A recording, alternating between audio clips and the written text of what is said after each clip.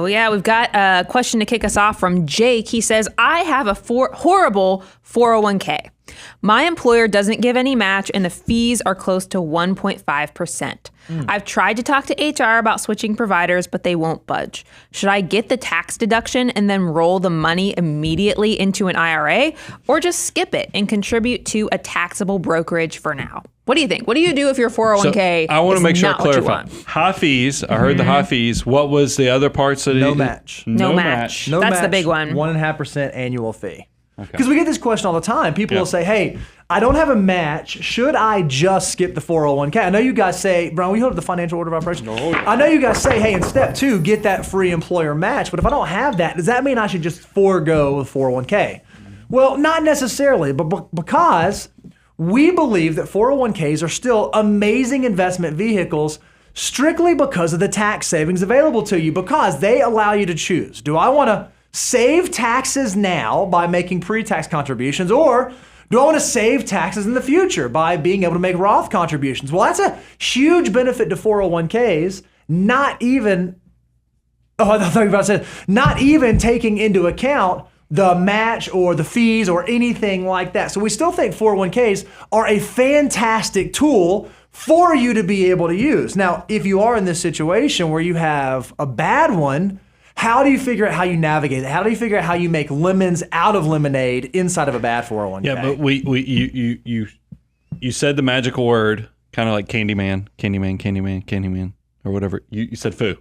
Okay. But you didn't give the context of if there's no employer match, this now, instead of it being a step 2 consideration, it's more of a step 6 consideration. Sure. Yep. Because what I don't want anybody listening who's got high interest credit card debt and they're paying 20-something% on their credit card, and then here we still like 401ks. We like 401ks that give you 50 cents on the dollar. That's a 50% guaranteed rate of return. I like 401ks that give you dollar for dollar matches up to 6% of your pay.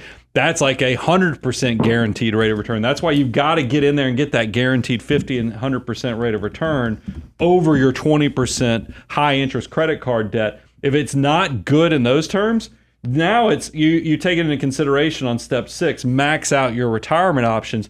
But even then, it's one of those things where you have to really dive into how bad are the fees, how bad are the investments? Because what I thought before I knew what the question was going to be, I thought he was going to say something like his employer gives him a match. Like, well, you have to love the one you're with, even though, because that 50%, that 50 cents on the dollar, that dollar for dollar, that 50 or 100% rate of return is so good.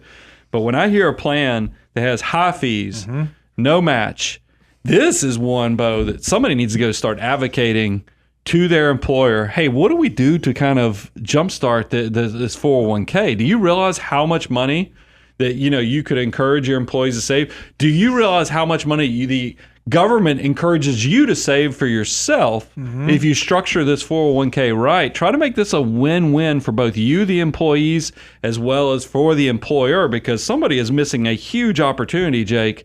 And you, if you structure this right, it could really change the potential and opportunity for everybody at your workplace. Well, and it sounds like Jake has been doing that. Didn't he say the last part of his question? I've been trying to tell HR. I've been communicating with them. I'm getting nothing back. Yeah. So he's really left with the decision like what this isn't good. Now what do I do? And so I would argue, even with 1.5% fees, which is not great, if you are like a higher income individual and maybe between your federal and your state taxes, you're paying like 30% taxes, I would argue that being able to save 30% on your tax, putting $1 in and saving 30 cents will pay for many, many, many, many, many years of 1.5% fee. So it is still advantageous in that realm. I think the other thing that you can do if HR is continuing to just hit you with a roadblock, is you kind of look at it and you figure out, how do I love the one that I'm with? How do I figure out, are there any half decent good investment options? Maybe there's a maybe higher expense than I want it to be, but there's an S&P 500 or a low-cost index option. And inside of this account, I know I'm going to be very concentrated there. And then with my other investment accounts, my other options, there I might diversify so I can build a robust portfolio. But it does kind of stink to be stuck in a plan where they are unwilling to change. Now, he did ask one other thing, I think. He said, hey, should I just put money in, take the deduction, and immediately roll it over to an IRA rollover? If that's an option inside of your plan, maybe you could twice a year, once a year, put money into the 401k and roll it in.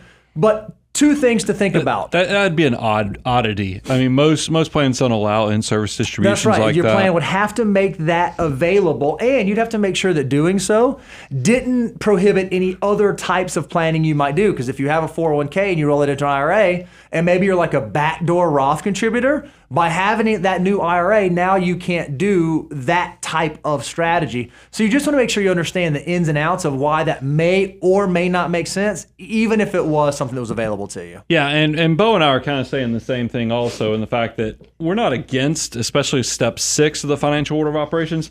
But since step 6 is after step 5, this is after, Jake, you hopefully are already loading up that Roth IRA, is assuming your income allows for it. And then also, if you have a high deductible health plan, that you're also checking into that health savings account, because we want to make sure we're taking advantage of all the tax-free growth opportunities before we pay attention to the high income tax deduction opportunity, especially if you're with a bad 401k plan. Yep.